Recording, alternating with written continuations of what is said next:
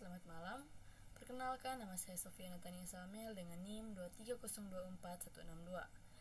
Saat ini saya akan mempresentasikan materi tentang manajemen support system dan decision support system. Nah, baik. Dalam manajemen support system ada beberapa jenis-jenis sistem, diantaranya yaitu Decision Support System atau DSS, Executive Information System atau AIS, Knowledge Management System atau KMS, Executive Support System atau ISS, Group Decision Support System atau GDSS, dan Management Information System atau MIS. Faktor-faktor yang mempengaruhi pengambilan keputusan. Faktor pertama, pengalaman dan pengetahuan. Trennya, keputusan lebih tepat, risiko lebih kecil. Hasilnya, penggunaan data analitik dan machine learning untuk mendukung pengalaman manusia. Faktor yang kedua, informasi dan data. Informasi lengkap sama dengan keputusan rasional. Informasi kurang sama dengan keputusan intuitif.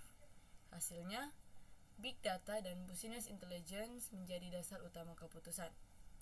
Faktor yang ketiga yaitu waktu yang tersedia. Trennya, waktu singkat sama dengan keputusan cepat tetapi beresiko tinggi. Hasilnya, real-time decision making dengan bantuan teknologi digital. Yang keempat, teknologi. Trennya membuka opsi baru, mempercepat proses, menekan biaya. Hasilnya, digitalisasi, AI-driven decision support system. Faktor yang kelima, nilai, etika, dan budaya. Trennya, keputusan lebih diterima jika sesuai norma dan budaya organisasi.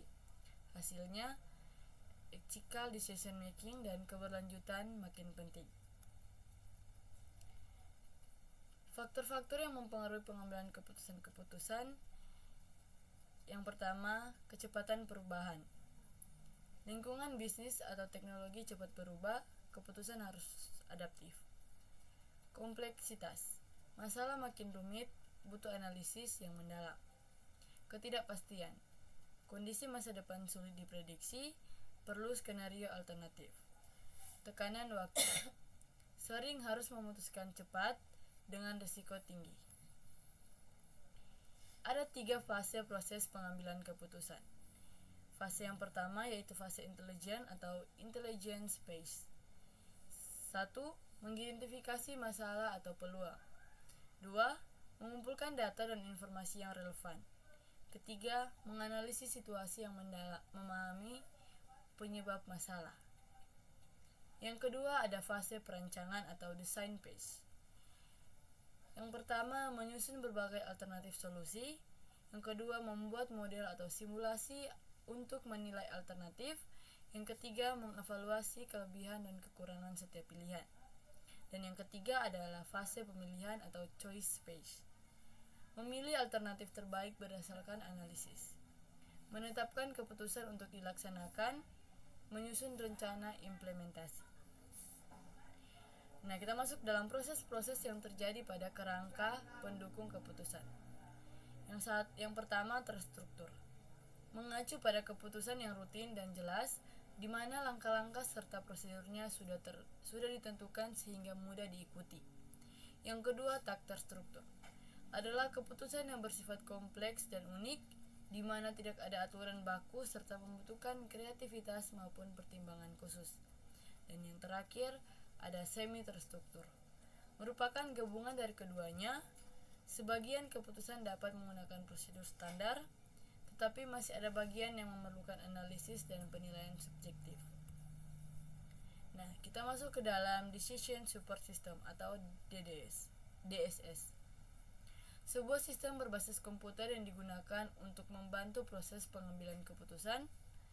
DDS tidak menghentikan keputusan manajer, tetapi menyediakan data, model, dan analisis untuk mendukung pilihan yang tepat.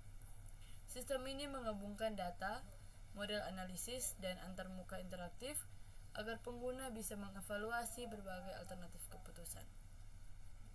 Syarat dari DSS yaitu yang pertama, mudah digunakan, fleksibel, integratif, interaktif, mendukung analisis, adaptif, dan tepat waktu.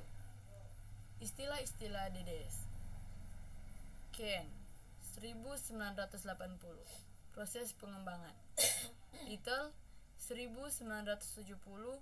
Fungsi sistem antarmuka. Bonshek et al. 1980. Komponen sistem. Gorey and Scott Marton 1971. Tipe masalah fungsi sistem. Moore and Chang 1980.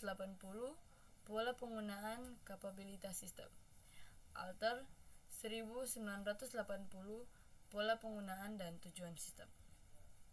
Karakteristik dan kemampuan dari DDS. Karakteristik DDS: mendukung keputusan semi terstruktur dan tidak terstruktur, interaktif dan mudah digunakan, menggabungkan data, model, dan analisis, fleksibel terhadap perubahan kebutuhan, tidak menggantikan manajer, hanya mendukung keputusan.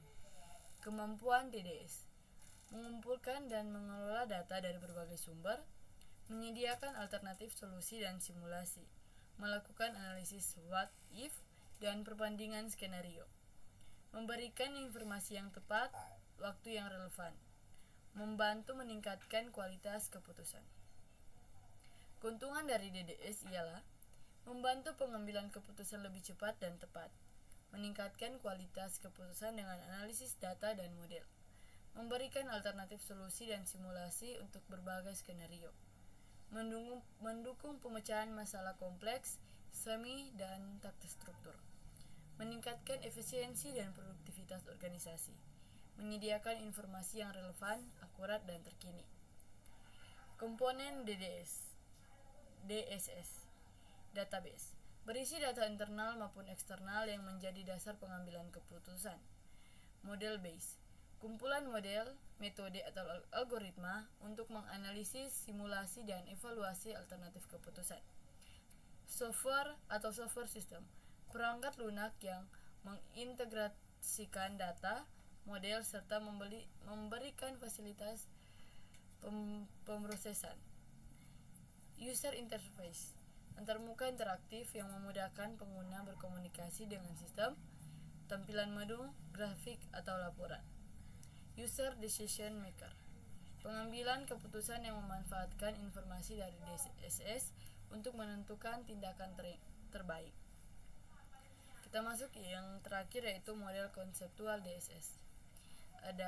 Dimulai dari Archer Computer Based System, dan kemudian turun terpecah menjadi dua, yaitu data manajemen serta model manajemen. Dan bisa lihat di layar sudah ada tabelnya. Dari model manajemen dia bisa bertemu di knowledge manager dan seterusnya. Sekian dari saya.